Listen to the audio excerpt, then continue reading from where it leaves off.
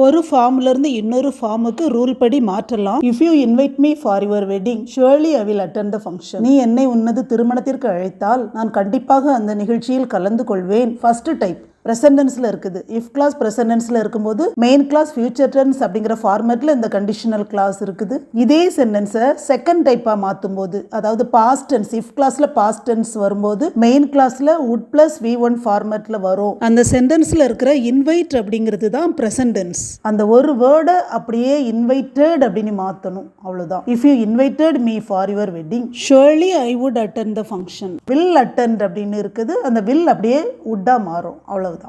நீ என்னை உனது திருமணத்திற்கு அழைத்திருந்தால் நான் கண்டிப்பாக அதில் கலந்து கொண்டிருப்பேன். இது செகண்ட் டைப். தேர்ட் டைப் அப்படியே அந்த வேர்பை இன்வைட் அப்படின்னு இருந்தது இன்வைட்டட் அப்படின்னு பாஸ்ட் டென்ஸ்ல மாற்றணும். இதே சென்டென்ஸை அப்படியே ஹேட் இன்வைட்டட் அப்படின்னு மாற்றணும்னா அது பாஸ்ட் பெர்ஃபெக்டா மாறிடும். வில் அட்டெண்ட் எப்படி வுட் அட்டெண்டா மாறிச்சதோ அதே வேர்டை அப்படியே வுட் ஹாவ் அட்டெண்டட் அந்த மாதிரி மாற்றணும். If you had invited me for your marriage surely I would have attended the function. நீ என்னை உனது திருமணத்திற்கு அழைத்திருந்திருந்தால் நான் கண்டிப்பாக அதில் கலந்து கொண்டிருந்திருப்பேன் அப்படிங்கிற மீனிங்ல வரும்.